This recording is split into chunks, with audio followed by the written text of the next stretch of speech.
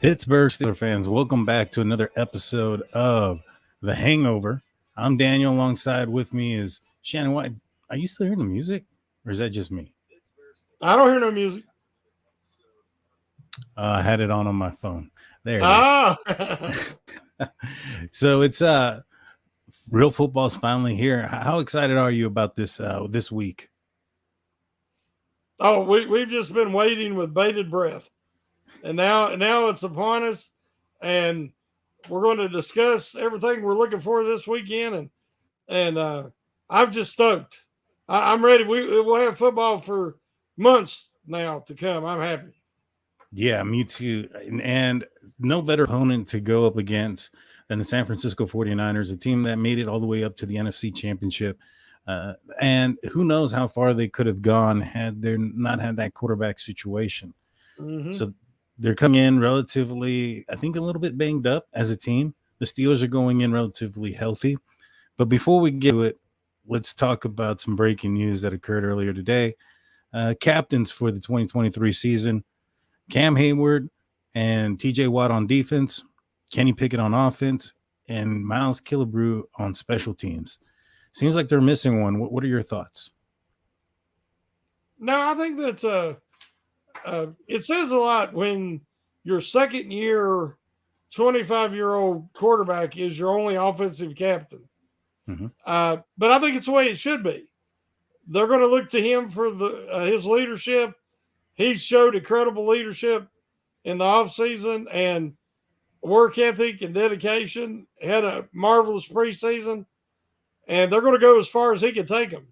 So I heard some people mention, why wasn't Najee Harris captain this year? Mm-hmm. They change it up sometimes, but usually it is your quarterback. I think Kenny Pickett's earned it, and I have no problem with that. I don't either, but that does beg the question. I know you answered part of it, Najee Harris not being there. Last season, the Steelers had Najee Harris and Mitch Trubisky as the captains on the offense. And, I guess the word is it possible that the Steelers learned from their lesson by putting in a player last year in Mitch Trubisky that there was a likelihood that he wasn't going to finish the season as a starter? And maybe perhaps looking at Jalen Warren. I don't buy into it, but what are your thoughts? Oh, it has nothing to do with Harris. Whether Right. they're satisfied with him or his leadership, he is a good leader. But again, if it can be your quarterback, it should be. That's the only reason Trubisky was named a captain last year, because he had NFL experience, and really nobody else hardly was had that same experience. He just didn't have his experience with the Steelers. But that shows that they thought he had a chance to be the starter all season, but it just didn't work out. But this year, there's no doubt that Kenny Pickett is the leader and he's team captain.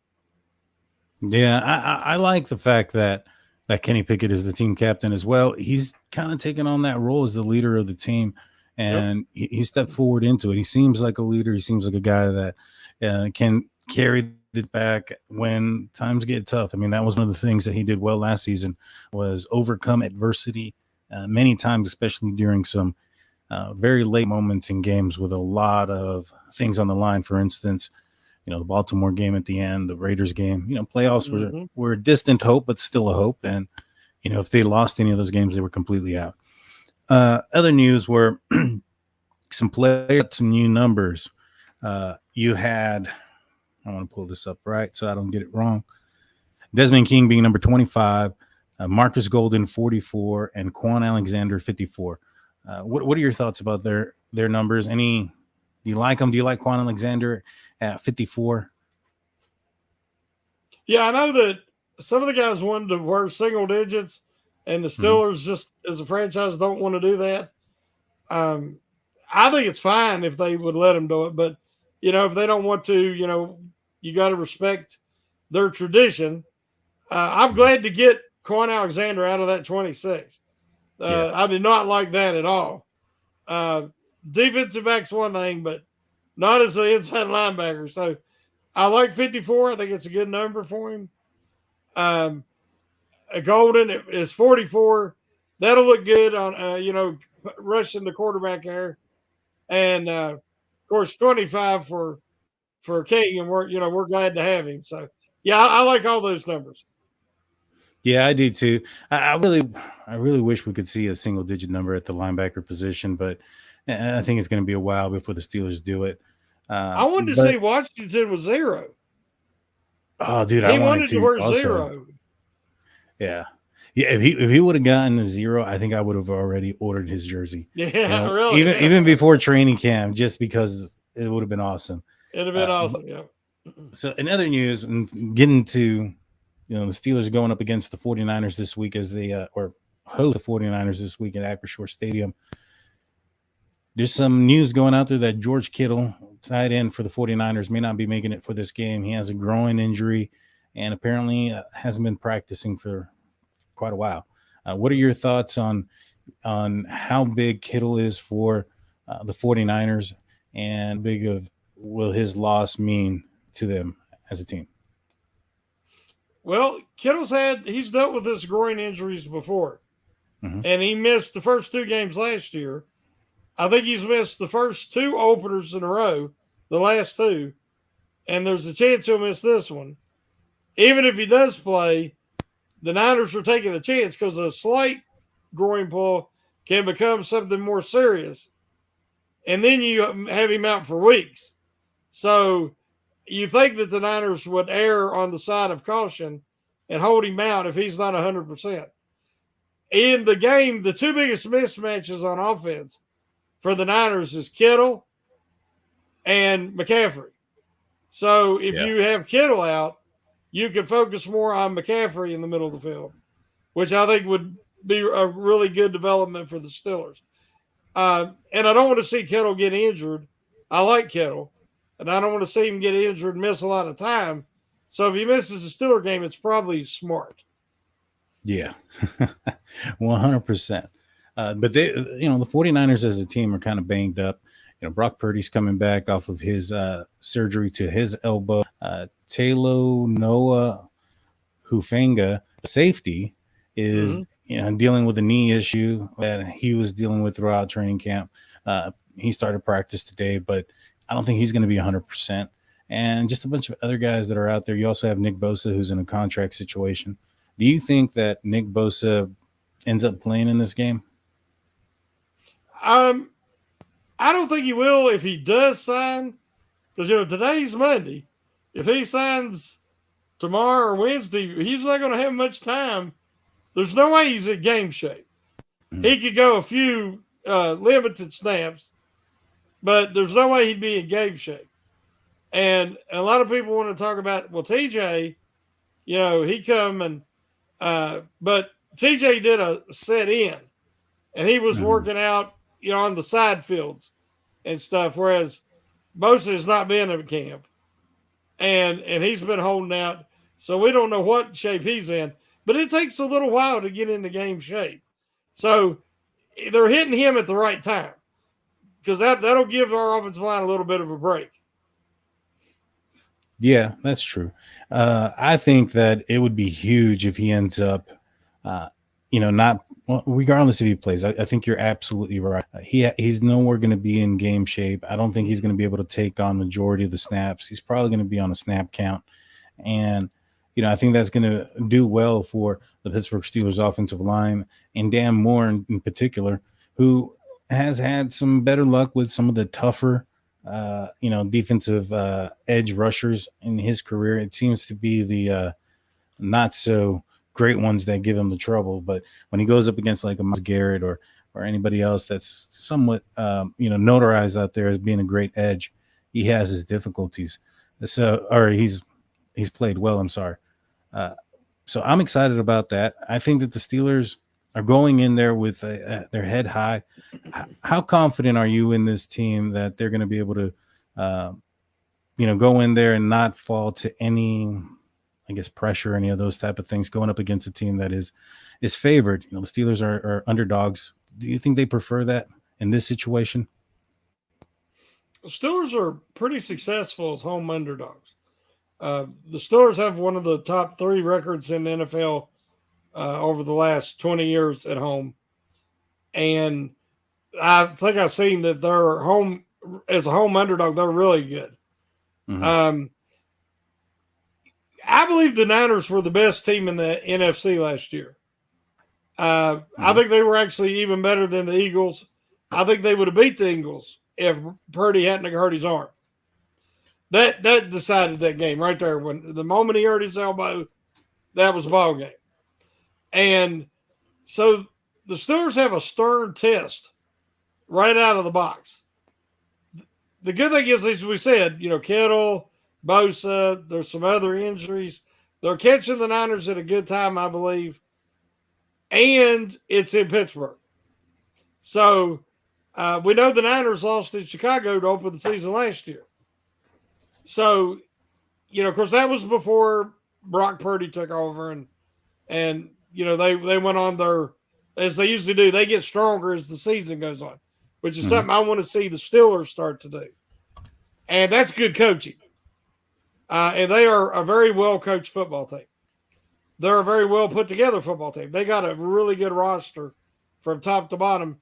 And they went out and got Javon Hargrave to man the middle. So their defense is even better now than it was last year. So it's going to be a really stern test for the Steelers. But I believe that this offensive line is substantially better than last year's offensive line for the Steelers. And I believe they're going to match up well. I like that interior going up against Hargrave and Warner and some of the guys they have in the middle of that defense. And I believe that Kenny Pickett is going to rise to the challenge because he's always going to be compared to Brock Purdy. Because Kenny was the first quarterback taken, and Brock Purdy was Mr. Irrelevant. And, you look at him and you're like, what's the huge difference? Where was Kenny Pickett, the first quarterback taken, and Purdy was the last, let's say. And so there's always going to be that comparison going on because I believe both are going to have good NFL careers. I think so as well. But do you think that there's a little bit more added on Kenny Pickett to outperform Purdy just because of that factor that he was the first quarterback selected? Do you think that if Purdy ends up performing better than Pickett, that's going to be some sort of, talking motion for the, NFL mainstream media to go up against Pickett? So in essence, who do you think this game is more important for, Pickett or Purdy? Well, Pickett has more pressure being that he's the first round draft pick. He's trying to establish himself as a franchise quarterback for the Pittsburgh Steelers. We're talking about two of the most storied franchises in NFL history. And, Steelers got 6, Niners got 5. I mean, these are two of the top. And so what a matchup week 1. And then when you throw that out there, again, as Mr. Irrelevant, and then coming back off this elbow injury, and he hasn't got much playing time this preseason, I think there's less pressure on Purdy. He's got a substantial roster around him, and they helped carry him last year. This year, he's going to have to take the next step to get them to the next step, which would be the Super Bowl. Whereas Pickett's this is his first year as starter to begin the season. Same with Purdy. But he's got a much better roster this year. They've made a lot of additions and a lot of improvements. But I think Pickett definitely has more pressure on him just from the expectations of the fan base. I mean, the Niners moved on from Trey Lance, a guy they traded the farm for 3 first-round picks, if I was thinking. And they let him go or traded him because they're all in on Brock Purdy. And I think Brock Purdy's a better quarterback than Trey Lance. I don't know if Trey Lance will ever have the instincts and the intangibles. The athleticism's there, but I don't see the instincts and the intangibles going through progressions, making the proper reads. I just don't see it with him. Now, maybe he'll develop, but the bad thing about a quarterback is you got to play to develop. And he didn't play much in college. And his last year, he only played one game. And I thought that was crazy, them trading the house to get him. I was against that pick. I thought the Niners really screwed it up. And if you look at John Lynch and that front office, they have made all the right moves for a few years now. And this is, they've been close. They were in one Super Bowl, and they almost made it last year, but they really missed on that one. Yeah, no, I agree with you. We're going to take a quick break right now, a fast one. Don't go anywhere. On our audio side, we'll be back after a word from our sponsors on YouTube. We're not going nowhere. And welcome back to the Hangover. Thank you for sticking tuned with us. We're going to be talking about some more storylines for the Pittsburgh Steelers versus the 49ers this upcoming week. But before we do so, Shannon, do you have any articles or anything you want to plug in? No, my next, I'll be doing another stock report this week. Mm-hmm. And since it wasn't a game, we won't have a game to write about till next week. Pretty much just going to write about stock up or stock down for the offense, defense, and special teams, maybe even coaching. Yeah. So that's the next thing on the docket. Nice. So going back to the Pickett and Purdy conversation, I think Purdy's going to be on a snap count. I know he played the last two preseason games or played in the last two preseason games, but from what I understand, he had a light workout the next week in preparation for this week so that he could be fresh. And, his surgery went it took a little bit longer for it to happen. So I don't anticipate him probably having more than maybe 20 to 25 attempts. So I think there's going to be a lot of jet sweeps, a lot of maybe screens might be involved in there. So that might push it above that 25 attempts. But I think that we're going to see a lot of the short game when it comes to Purdy. Who do you think has to step up in this defense when it comes to the short game? I'm sorry. Is it the nickel corner? Is it the edge guys? Especially with this team that has multiple ways of running the ball. It's going to be all the front seven. They're going to have to tackle and tackle clean, limit yards after the catch. That's what the Niners do. Shanahan's a master at getting the ball to Deebo Samuel, Brandon Hook, Kettle, all them guys, Elijah Mitchell. He's a master at getting them the ball where they can run with it. Slants and reverses and sweeps. The offense is kind of a lot like, honestly, Matt Canada's in ways. And he's much better at scheming his receivers open and using them in a variety of ways. And of course, Deebo Samuel is maybe the most versatile and unique wide receiver in the game, in that he can run the ball out of the backfield. He can play out of the slot. He can play outside. There's really nothing Samuel can't do, and he's so difficult to tackle. Now, I believe the Steelers are a much better tackling team this year because Peterson can tackle. I think Porter has the ability. Now, he's going to have to prove it in the regular season. But we know the inside linebackers are all much more physical and much better tacklers in that middle of the field. So I don't think that it's going to be as huge a weakness as they've dealt with in the past. So, but I think that's going to be the key, is the front seven doing their job and limiting yards after the catch because, as you said, I don't think they're wanting Purdy to throw deep. Mm-hmm. Yeah, and not only that, I think that that's a big part of their game, and also the fact that I think Purdy missed a lot of the early onset of training camp. And in my opinion, I think that they're going to try to run some simple stuff and keep it kind of simple for him. He's missed a lot of time and not throw it deep. And I think that's going to work in the favor for the Pittsburgh Steelers. When they played a more conservative role, which I believe was the last time that the Steelers played them, they weren't really throwing the ball deep. They were kind of keeping everything, trying to get down the field with the short and the misdirection runs. And the Steelers, honestly, if they had a better quarterback in that game, I think they could have won that game. That was Minkah Fitzpatrick. Yeah, they should have. Minkah Fitzpatrick it was his first game as a Pittsburgh Steeler, and he had turnovers like crazy. And I think that type of game can be replicated, because I think that's going to be, I wouldn't be surprised if we were to expect a very similar game plan to that, to keep the ball short and not force, Purdy to throw the ball deep. And, I think that works for the Pittsburgh Steelers' favor. They're underdogs, home underdogs. I think that's a little bit disrespectful to a certain extent, but then again, they haven't proved in anything in regular season games yet, right? So, home underdogs.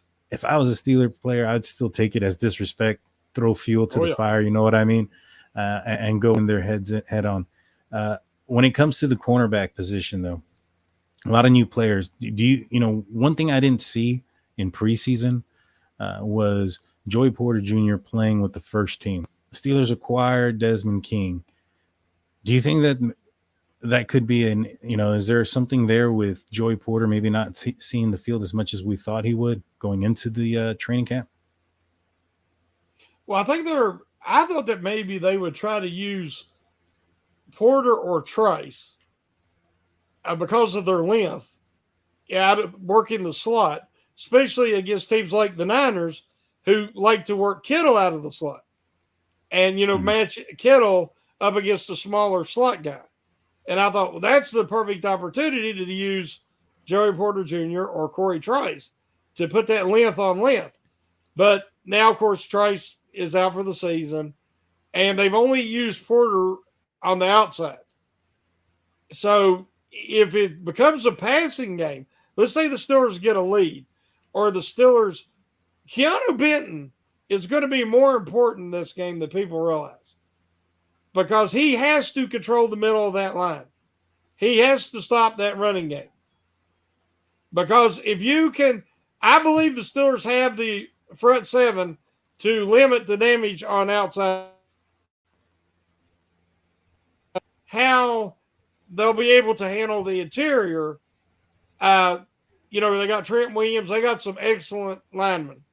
If Benton can control that interior and make this game more of a passing game, then I think that you might see Patrick Peterson matching up with Kittle or whoever if they try to put size in the slot. So it's I think the Steelers match up better than people realize.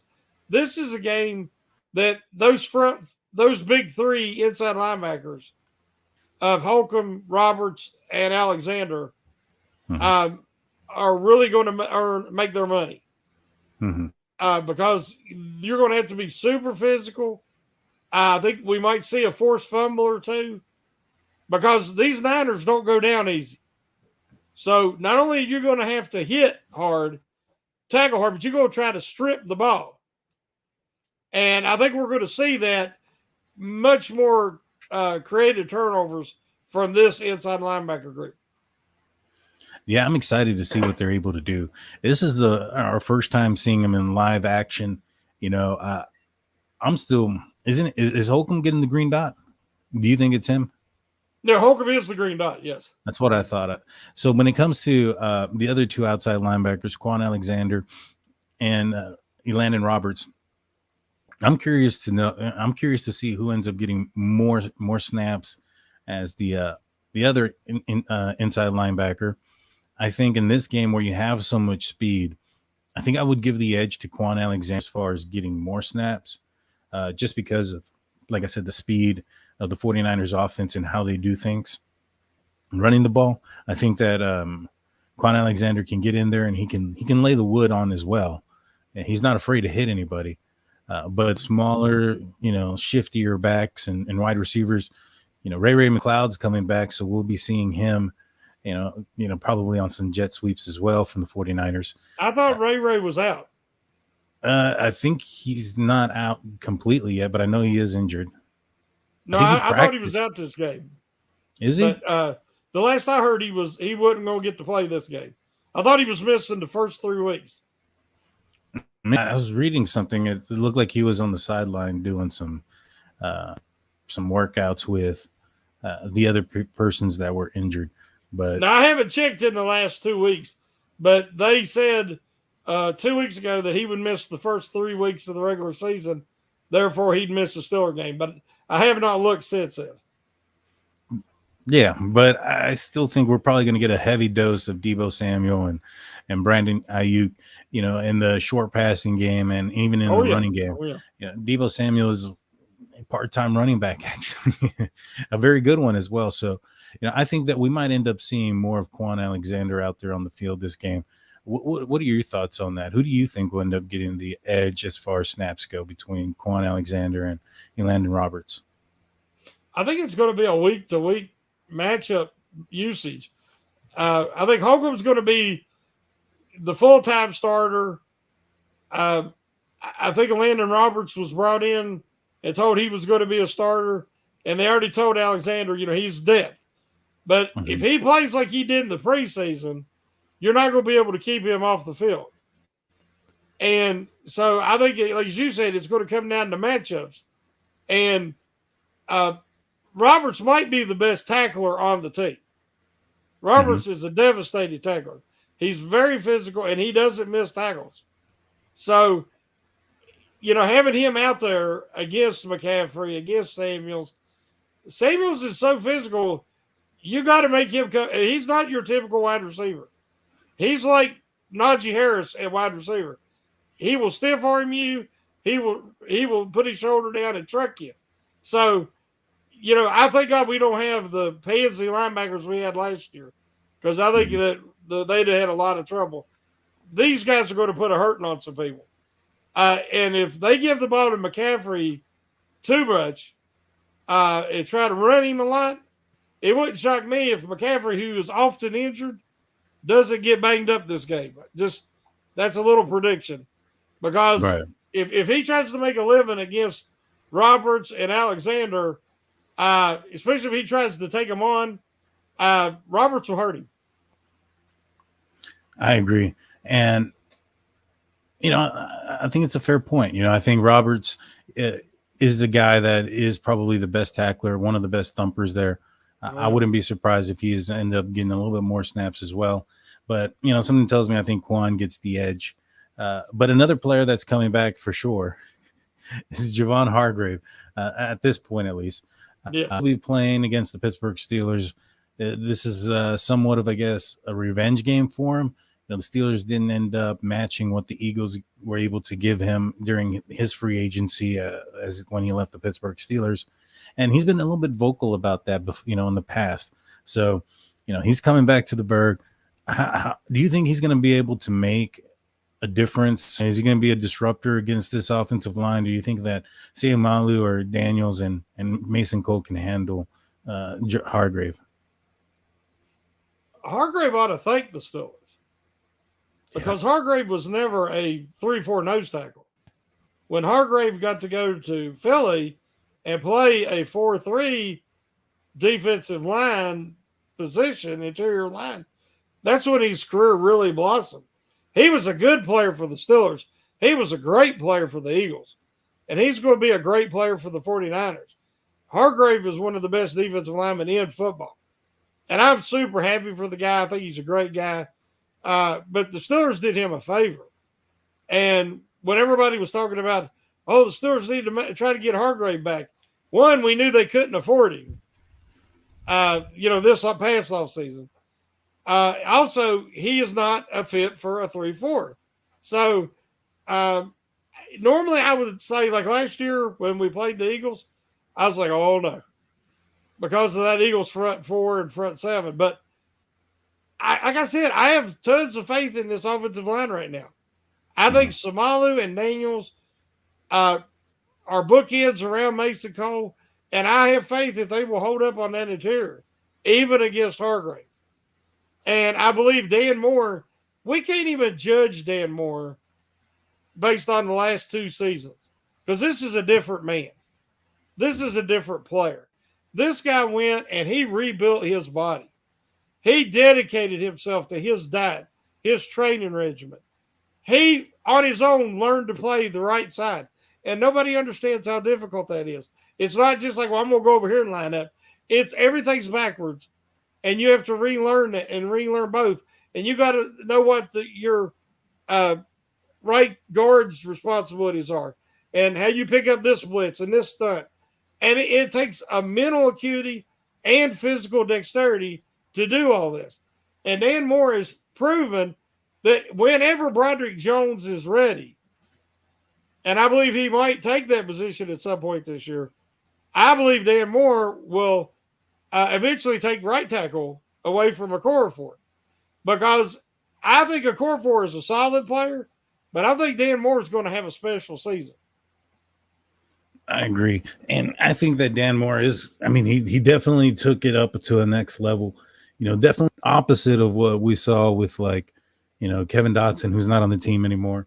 It seemed like his attitude towards the Steelers acquiring a interior offensive lineman was significantly different than what Dan Moore, I mean, night and day difference, right? So when it comes to the Steelers rushing, Najee Harris, Jaylen Warren, I anticipate there's going to be some jet sweeps there. So Calvin Austin and maybe some others are going to get involved in that. How well does this team, what is the stat that the Steelers have to make in the rushing game for the Steelers to be victorious? I'm thinking that somewhere around 150 yards as a team might be where they need to be. What are your thoughts on how many yards the Steelers need to get on the ground to be victorious in this game? Well, the Niners are very aggressive on defense. Boy, they got some good defenders. Really, I mean, I was so envious of their inside linebackers last year. Warner is an absolute stud, and they play downhill, and they're always attacking. So the Steelers are going to have to do the misdirection, the outside zone. They're going to have to hit some of these blocks. There's going to be a lot of times, I'm afraid, that it's not going to be very meaty runs, but you got to stick with it, and you'll hit something. And we know the Warren has shown that ability to hit some bigger runs, and I think we're going to see more 10 to 15 yard runs from Harris this year, because he's going to get to that second level, and he's a great stiff arm. He can hurdle. He's not easy to tackle. So. But the Steelers are going to have to stick with it. And if the Niners are ultra aggressive, as I think they will be, this is the time they've got so much skill position talent, and they've got a better line this year. So I want that play action back. Mm-hmm. And the play action over the middle. And they in the preseason was hitting some screen passes. When's the last time we've seen the Steelers hitting screens? But they hit some screen passes. They're going to have to do some misdirection. They're going to have to do some of the unexpected to consistently drive the ball down the field against the 49ers. I don't think they can just do what they did in the preseason and it be effective, because the Steelers didn't really game plan that much on offense, and defenses don't either. But this is the real deal here. So I'm expecting the Steelers to have to continue to show the aggressiveness that Pickett showed in the preseason. And they're going to have to be patient. And I believe if they can do that, they can hit some play action against the Niners' aggressive defense. I think that's a possibility. Play action pass, though, was one thing that Kenny Pickett struggled with last season. I think that he's only successful on 51% of play action pass plays, which is probably a reason why the Steelers didn't utilize it very often last year. I think throws over the middle. I have to say this. The Steelers went away from the play action pass years ago for a couple reasons. When Ben was around, he didn't like to turn his back on the defense. He admitted that. But when they tried to bring it back towards the end of his career, and then last year, the offensive line they blew assignments up the middle all the time. You cannot have a play action game if you're weak up the middle on your offensive line, because you're going to get the quarterback killed. It's turnover waiting to happen. You can't carry out your fake and turn around with a weak offensive line. You got to get defender right in your face. And how many times did we see that last year? Especially out of guy like Dotson. Dotson just totally whiffed. And then I don't even take into account the year before with Kendrick Green, who whiffed on blocks all the time. Mm-hmm. So I believe that the reason that Kenny Pickett was not successful on the play action, even though he did it limited, it was a limited amount, was because he did not trust his line, and I don't blame him. Yeah, I think that had a lot to do with it, and him not trusting his offensive line. There's a certain timing that has to go into play when it comes to play action pass. And I think last year Kenny Pickett was a little bit antsy. His feet were moving around. He left some clean pockets, and I think a lot has to do with that trust that you mentioned. I don't think that he had very much trust in his offensive line, and he thought he had a certain clock and had to get rid of things. This year is not that situation so far in what we've seen out of preseason. I think he's calmed his feet down tremendously. He looks calm and confident in the pocket. That's one thing that I've seen about Kenny Pickett thus far this, preseason that I've really, really liked about him was those things. And it has helped because the Steelers have done play action pass in the preseason and it's been successful. The Steelers have them down in the middle in preseason and it's been successful. And I think that's probably the main component. I think that him getting his feet underneath of him and getting a base and not being, ready to run around has also elevated his arm strength because he's able to get the ball out there. So I'm excited about what this team can do with Kenny Pickett as well. I do think that there's going to be more play action pass this year because of the fact that he's going to have more confidence in his offensive line. And I think that, this team's going to be able to put up quite a bit of points. Is there anybody that you think of on the offense that's going to have a bigger game or a surprise player that's going to put up some points or some incredible yards that, aren't the norm? It's not Deontay Johnson. It's not, George Pickens, Najee Harris. Any thoughts to that?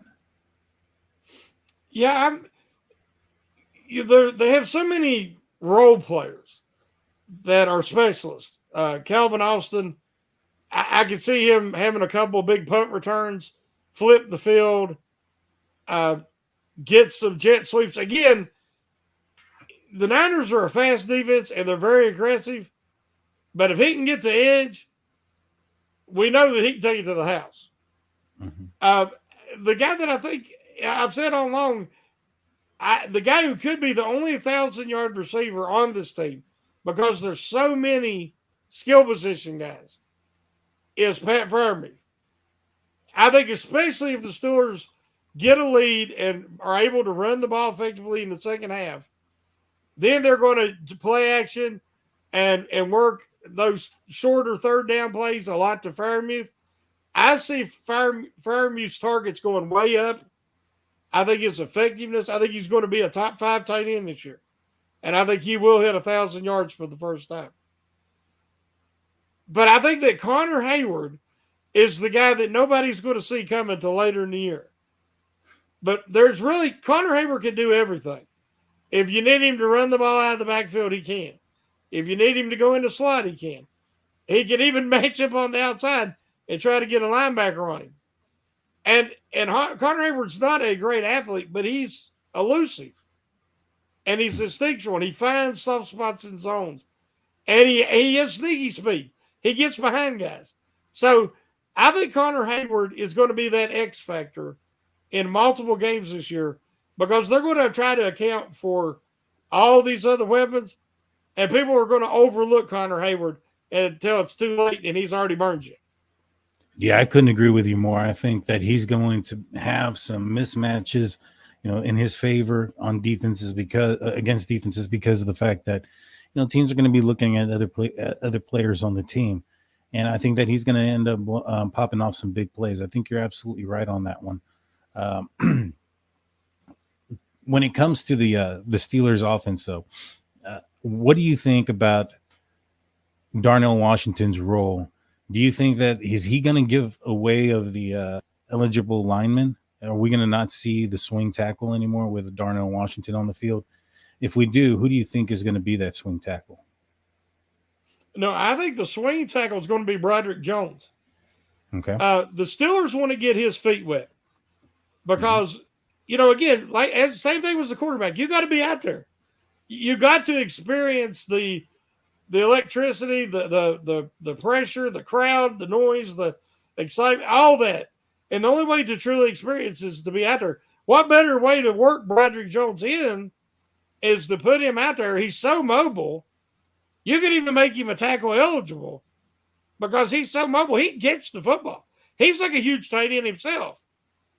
And if you put Broderick Jones and Darnell Washington both out there, and you're wanting to go heavy package, they're going to crush some lines. They're going to crush some teams. This offensive line, it can be a power blocking line. When you consider Broderick Jones as your third tackle, and Darnell Washington is like a super athletic tackle, but he can also catch the ball. So I think Darnell Washington starting out is going to really make an impression with his blocking. He can cave in that one side. Whatever side he's on, he can cave in and just totally set the edge. And I think that he's going to do that, and teams and defenders are going to try to over-adjust and get ready for him doing that, and then they can play action off of it, and he's going to leave somebody in the dust because they're going to be afraid they're going to get run over, and he's just going to whiz right on by him because he's fast. So I think Darnell Washington, it's going to take him some time. He's going to have a big role in the beginning as a blocker, but as that year goes on, I see him being very effective in play action and in the red zone. I think he's going to be huge in the red zone. Oh, yeah. Unintended. He's a huge man. Mount Washington. Exactly. So I think he's going to be huge in the end zone and the red zone. I think they're going to throw it up to him quite a bit, and he might end up being another guy that surprises a lot of people, which they shouldn't. I was surprised he ended up making it to the third round. I think that's the biggest surprise that I have. So let's kind of go into what the Steelers have to do to win this game. When it comes to Kenny Pickett, I think that he has to fully put up at least 250 yards. I think the defense will be able to handle the 49ers. So I don't think that this team has to put up a lot as we were, probably expecting that they would when the schedule came out and we saw the 49ers without the context of their injuries and things like that nature. So I think, 250 yards, maybe 2 TDs through the air, something like that is enough for the victory for Kenny Pickett. What kind of stat line are you looking for when it comes to KPA? Again, with me, I care about the winning. Yeah. I mean, really, Daniel, it's been a long time since I thought that the Steelers had balance. Mm-hmm. When Ben was, after they lost Bell, Ben and him could throw it up, but they, the running game wasn't quite as good. And it kind of went downhill as the offensive line went downhill. Then last year, you thought they could run it, and they started running it better, but the passing game was, this team, I think, has an opportunity to have balance. Mm-hmm. So it's really going to depend on what the Niners defense looks like. If the Niners are really stopping the running game, I think Pickett might have to be a little more aggressive, and they're going to have to lean on him a little more. If the Steelers can establish that running game, then, as you said, 250, couple touchdowns might be all they need out of Pickett. But I really believe they have the talent this year to do what's necessary to win the game. And that's what matters. So I don't want to make any predictions yet because I really don't know what to expect until we see this Steelers offense match up against that defense.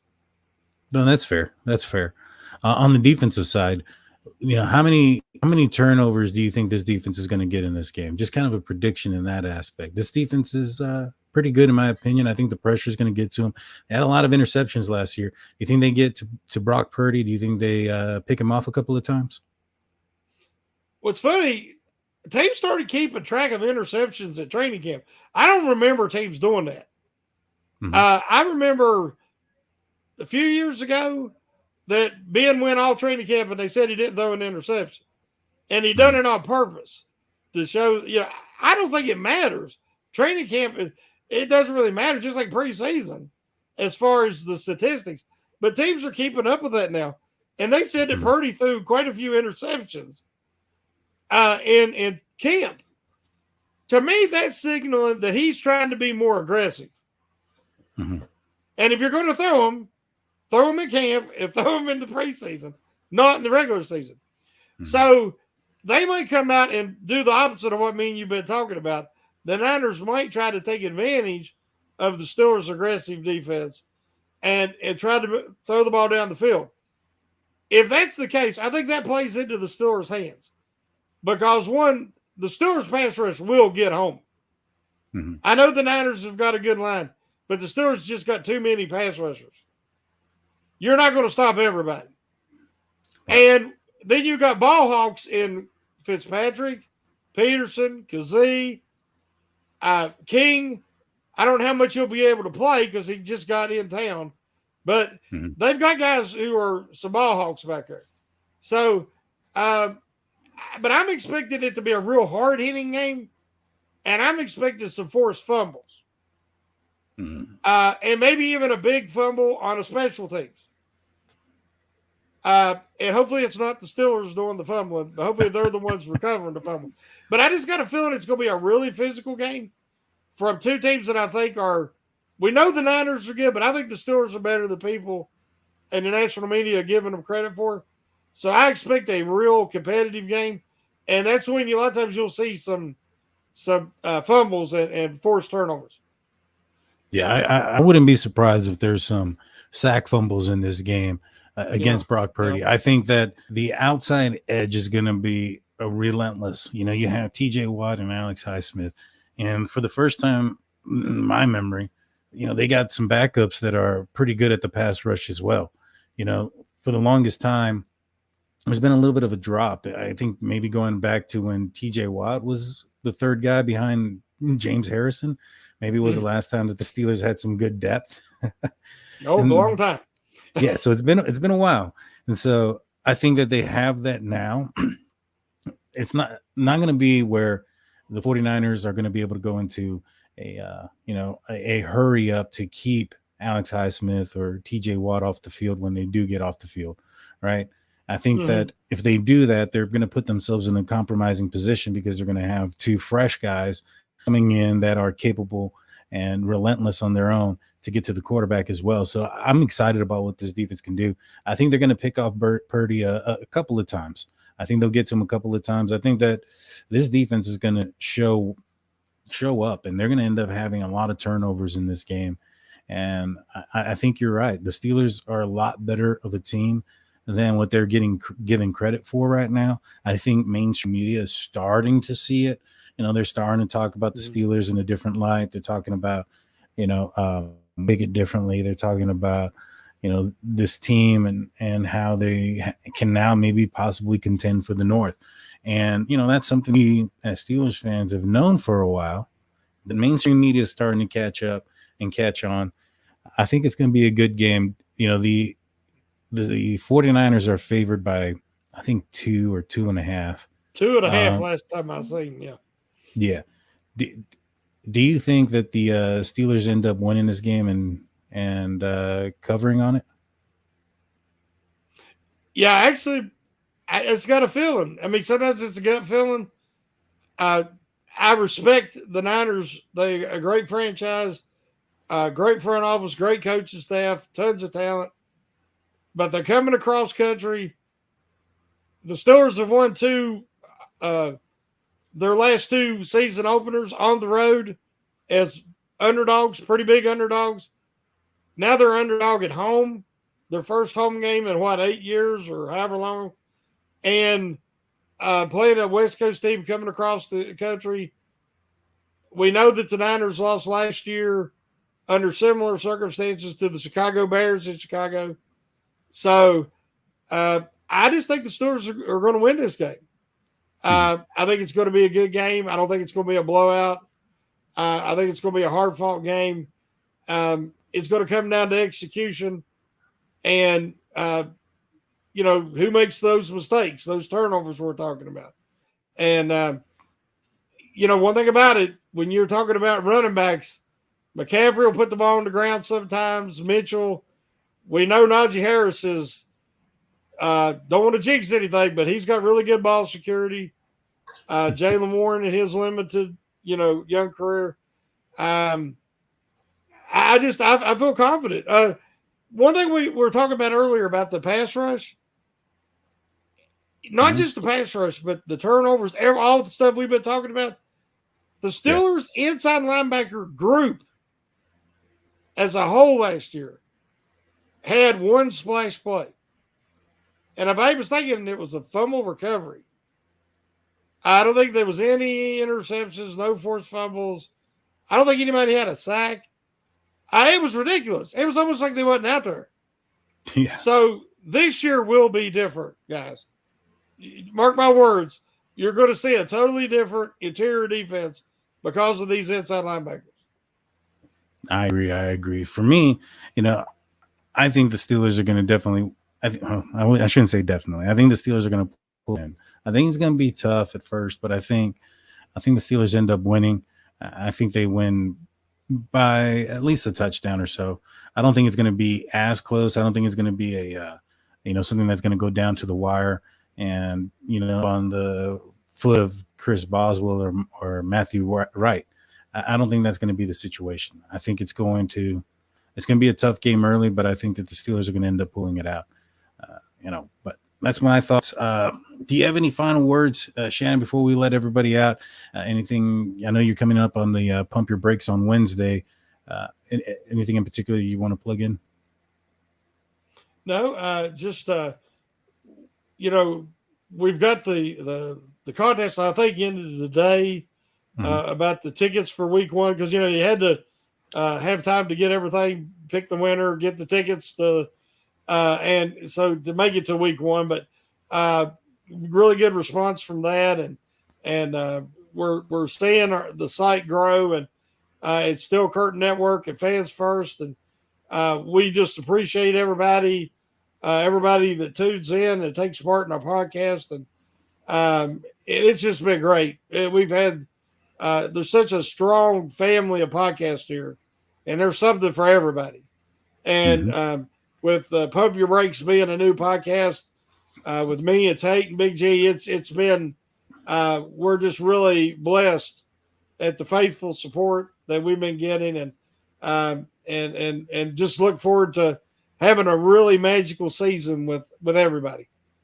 Yeah, I'm looking forward to this season as well. I think the Steelers are going to make some surprises. One of the weird things that I've been hearing from some of the sports beat writers here recently were that, this isn't the year for the Steelers to go to the Super Bowl. They just want to win a playoff game.